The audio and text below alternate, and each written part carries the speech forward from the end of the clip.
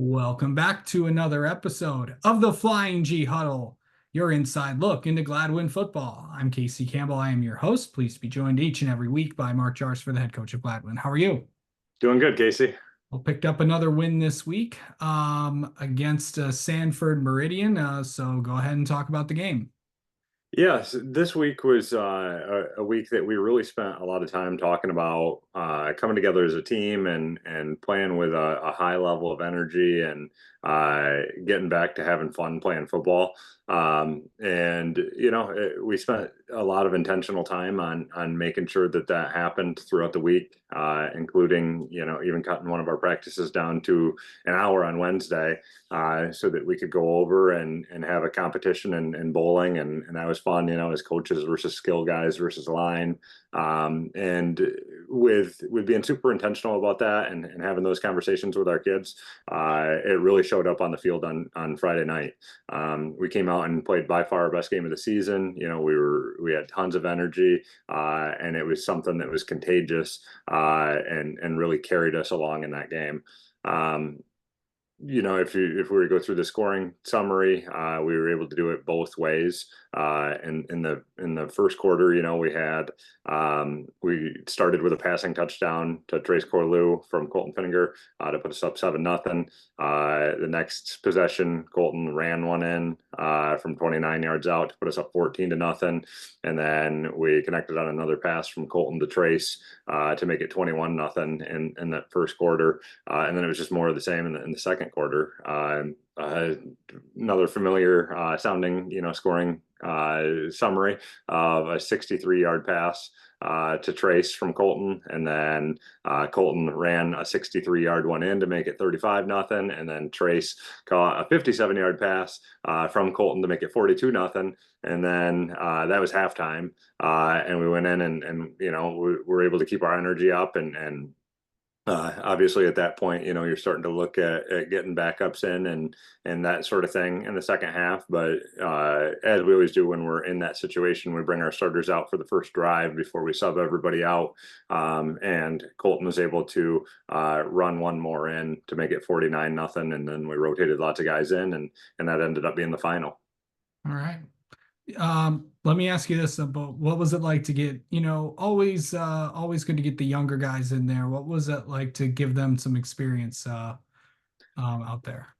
Yeah, so that was really awesome. I mean, obviously we've been able to do that a couple times this year, earlier in the year, but haven't had quite as many opportunities over the past few weeks. And so it's just cool to see them go out there and kind of get that opportunity to show their skill as well. And the thing that I loved about it this week is our sideline was going crazy for them, just as they always do for the starters. And so it kind of, goes right into what I was talking about with just becoming closer as a team and really having that loud, kind of crazy energy that carried us through. And so, that group of guys, reserves that came in and closed the game out, did a really nice job, had a goal line stand, and kept the shutout intact. So they did their job as well, and it made for a really cool, complete game.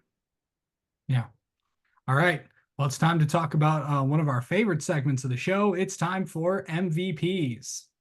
Yeah, defensive MVPs for this week is a new name. It's going to be Drake Ross. He played a really, really impressive game this week, including having a club on his hand still, dealing with a finger issue. And so he plays safety. We asked him to come up and play in the box and play some linebacker and drop back and cover things too and kind of be a hybrid. He ended up with 9 tackles, a few pass breakups, and so he kind of did it all, which is really nice job on his part. And so he's our defensive MVP. Offensive MVP is Colton Finninger. This is probably the best game of his high school career. Had a hard time really finding any fault in it this week. He was 7 of 8 passing.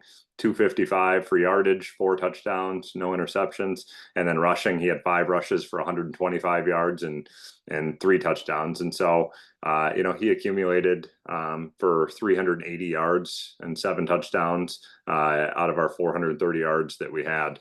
And so, offensively, hard to find anything better than that. And so Colton's our offensive MVP, and then our special teams MVP is again our kicker, Eric Rogo. 7 for 7 on PATs, really nice job on the kickoffs, and continues to do a nice job for us. So he's our special teams MVP. Absolutely. All right. Now it's time to find out how the JV team did this week.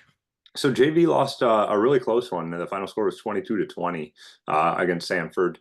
And that was one of the better JV games that I've seen in a while, just from a physicality and energy standpoint. It was a good talking point for us, even with the varsity kids, our varsity kids, talking about the passion that clearly showed up from that team. Coach Bolena is doing a really good job over in Sanford, and they're going to be very good for quite a while here. Their varsity team is basically all sophomores and freshmen. I want to say that they only have 5 upperclassmen on that team. And so even with all of those sophomores moved up, their JV team getting a win over our JV team, which is a very good JV team, is impressive. And then, that kind of is a good segue into a junior high update for us, because we played them in the junior high stuff this week, and they went 2-0 against us. And so, and they finished, I want to say like 5-1 or something like that at both levels, 7th and 8th grade. Meridian did. And so, that's going to be a program that's really in good shape for quite a few years to come. So does that conclude the middle school season? Yeah, so that brings the middle school season to an end. And the 7th grade team, I think, finished 4-2 this year. The 8th grade team was 1-5. Completely new league, obviously, with it going school affiliated and kind of joining forces with that Saginaw Valley League, or some of the schools, the feeder schools that would feed into the Saginaw Valley League high schools. And of course, Clare, Gladwin, and Meridian all joined in that together. And so, it was a really good season for those guys. Again, getting into our offense and defensive systems, starting to learn the ins and outs of being a student athlete, and attendance mattering to school, grades mattering at school, behavior mattering at school, and start to work out some of the kinks and really instill those expectations into those guys as they begin to transition into the high school program. And so, really excited about both of those groups making their way to the high school over the next couple of years, and really thankful for the job of the coaches in navigating that first year of transition and making it go as flawless as they did. All right. Now it's time to talk about a staff member this week. Yeah, this week I'm going to talk about Jeff Goodwin. I think I talked about him once last year. He is our defensive backs coach, and he is as good as they get. The amount of work that he puts in on film is second to basically no one. His understanding of technical requirements of that position is good enough to coach at the collegiate level, in my opinion. And we ask a lot out of our defensive backs. We play a lot of press man, which is just putting our corners out there on an island, and we ask our safeties to play in the pass and run game and run the alley, and they can really be exposed in a big way if they're not technically sound. And Coach Goodwin works with those guys in the off season with 4-player workouts, basically year round to work on those things, and continues right into the season. He's nicknamed his position group SEAL Team Pick 6, and that was something that we even had back in that 22 state championship run, and that unit really takes a lot of pride in that, and that's solely on him and his commitment to making sure that it's one of the best pieces of our team. And so does a really great job, and we're really fortunate to have him. This year his son actually is playing on the seventh grade team, and so I wanted to make sure that he could get there and watch those games because they start at 4:30 on Wednesdays, and so we shuffled some things around and did our defensive days on Tuesday, and then had him go work with the junior high teams on their game days, so that he could watch and provide some guidance and stuff like that, and so it really worked out. Obviously, I appreciate his ability to be flexible and be willing to do that thing, and he's just such a great asset to our program. Yeah, for sure. All right. Obviously, week 9 is here, and Frankenmuth is this week's opponent. And obviously, everybody knows that it was the team that you beat a few years ago to win the state championship in 2022. I know they got you guys last year. They have a really solid team this year. They actually came out with a big win last week against Freeland to go 8-0 and give Freeland their first loss of the year. But this is a really good Frankenmuth team. What do you feel like kind of preview this week?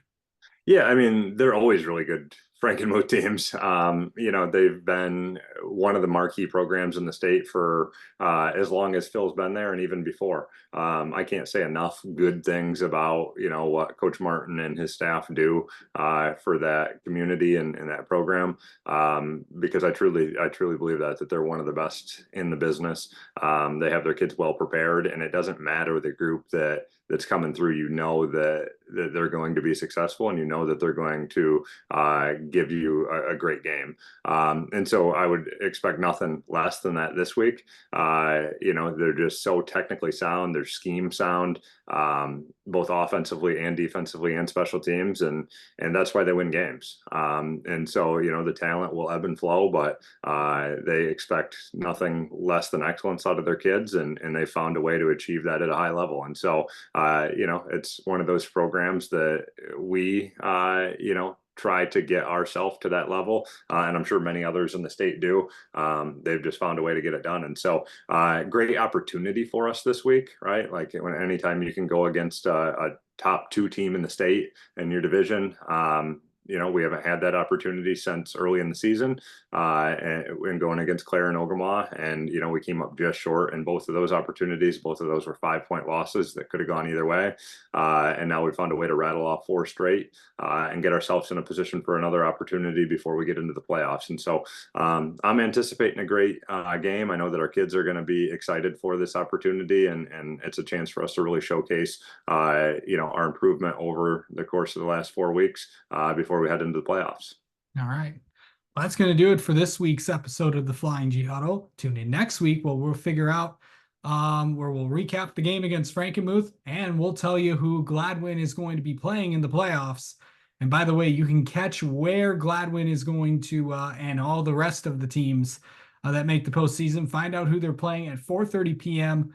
on what is on FanDuel Sports Detroit. But that will be, of course, the network will be changing at this time. If this gets uploaded tomorrow, it will be known as that. So next Sunday, 4:30 p.m. on FanDuel Sports Detroit, and now currently at time of recording known as Valley Sports Detroit. So, all right, Mark. We'll talk to you next week.